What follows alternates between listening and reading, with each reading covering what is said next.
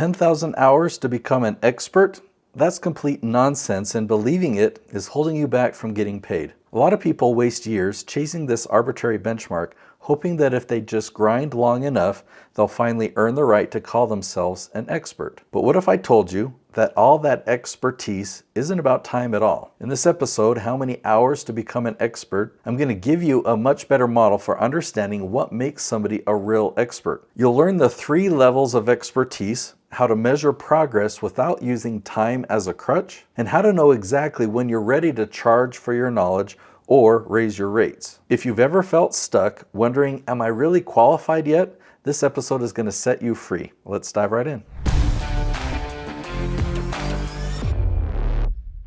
Okay, so my understanding, this guy named Gladwell, he's the one that first came up with that 10,000 hours of expertise, and it's actually been misquoted in a lot of ways, saying that that's when you can call yourself an expert. You might have felt discouraged, or maybe it seems like some type of a degree. I mean, I grew up with the mindset that, hey, if you want a good career, you need to go to college and get a degree, and then you can get paid more in your career. Now, how many of you, like me, actually use your degree in your career, right? I'm a YouTube production expert. I build thought leaders, and yet my degree is in human biology. Right? Go figure. So there's a false parallel that says that if you have 10,000 hours in a specific field, that therefore you have this certificate or you have this degree or this qualification to now call yourself an expert. The problem with that, you might be an expert, but there might be people that have way less hours that are way more qualified as an expert. The qualification is based on results, not hours. And I would say the real damage to a lot of experts is they delay the help they could be giving to people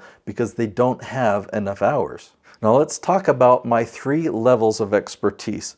Okay, level 1 is knowledge. You've done a ton of study, you've done a lot of interviewing and questions, and you've really thought this through, and so you really know this stuff inside and out. Okay, at that point, you have a level 1 expertise. Level 2 is when you've taken that knowledge and you've applied it. You started at point A, and you've been able to transition and achieve point B. So you've gone somewhere or you've achieved something with that knowledge. So now you're a level 2 expert. Does that make sense? So not just knowing it, but now you've experienced it. You've applied it, because when you apply it, you're going to learn new things along the way. You're going to learn what works, what doesn't work. You're going to pivot. You're going to adjust. You're going to try again. You're going to fail a lot and learn from that failure. But then when you finally succeed and you've accomplished that goal, now you're at a level 2 of an expert. Okay, so what is level 3 then? Well, there's a next step of expertise that comes as you begin helping other people. You've gone from A to B, but what does it take to help somebody else go from A to B? You need to learn to communicate. You need to learn to figure out their situation and figure out what their stumbling blocks are, how they can overcome them. So as a coach or consultant, can you help somebody, or have you helped somebody go from point A to B? Is it repeatable? Do you have a system for helping people go from A to B? So once you get to that point where you can help other people successfully, predictably go from A to B, now you're a level 3 expert. So is that going to take 100 hours? Is that going to take 1,000 hours? Is that going to take 10,000 hours? Or is it going to take 50,000 hours? I don't know, but that's the benchmark of how you can call yourself an expert. Now, I'll share a personal experience, okay? I had this vision and I had this knowledge. I would say I had level 1 expertise in my YouTube strategy, how to really build thought leadership using YouTube and lead generation through YouTube. I had experimented with individual videos and they worked, and I got results on a very, very small scale, but the vision I had was large scale. I had never done it. I had never done it myself, and I had not done it for other people. But I put together a package of what it would look like, but you know what? I couldn't sell it. People did not see me as that expert, and even though I claimed expertise in it, I was only a level 1 expert. Now here's what I did to get level 2 and level 3 expertise.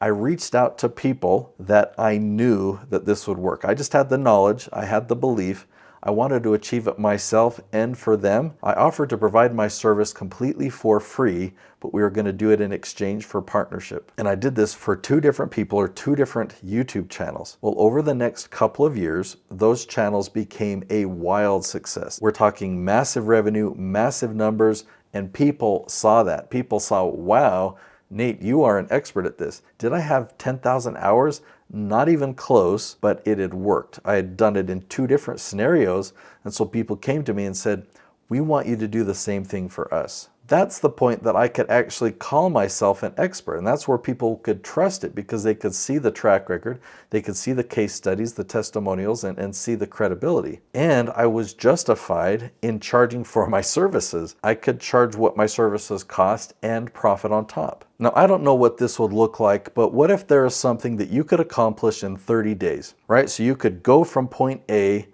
do something, and in 30 days you're at point B. And then you could turn around and help other people do that same thing. So what can you do? You take them by the hand, they're at point A, they want to go to point B, and in 30 days you've led them there. You can get to a level 3 expert very, very quickly if you can just get results in a short amount of time.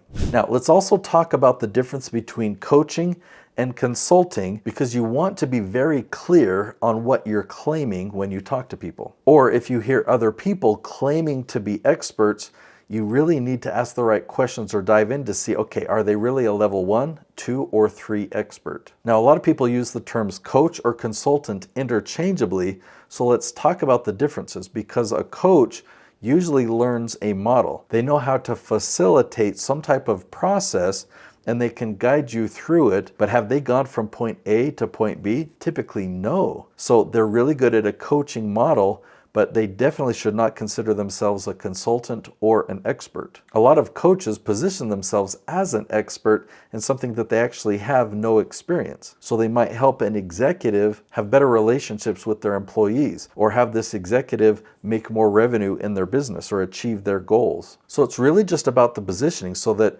as a consumer or as a person that needs a coach or a consultant, you can know exactly what you're looking for, and whether you want a coach or a consultant, that the conversation is very clear. And you yourself, as a coach or a consultant, you need to be really clear so that you can attract the right people, so expectations are clear and can be met. So just think about it for yourself.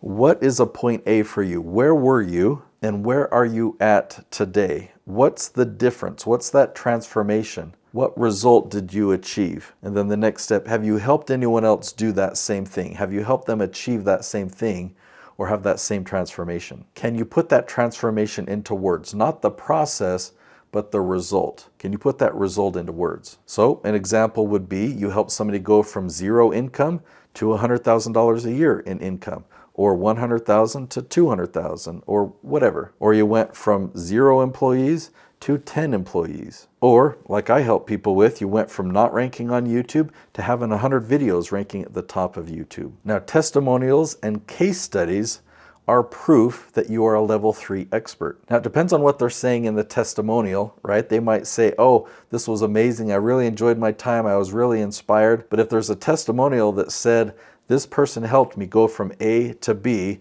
then that is proof that you're a level 3 expert. So in looking at the length of time to become an expert, instead of asking the question, how long is this going to take? I hope you can see now that the questions need to be based on the results. What's it going to take? I mean, maybe it is the time. How long will it take me to achieve this result? Not how much time should I put into this. Nobody cares about how much time you've put in, but they care what you've accomplished. So now that you understand what real expertise actually looks like and why it has nothing to do with time, I want to show you something that might surprise you even more. It's a video called Low Views on Purpose. In that video, I'll show you why getting 10 of the right views can be more valuable than going viral and getting 1 million views. You'll also learn why most so-called experts completely miss this. So if you've ever been frustrated with low view counts, this video will flip that frustration into clarity and add real strategy for you. So go watch Low Views on Purpose. It's linked right there on the screen. I'll see you there.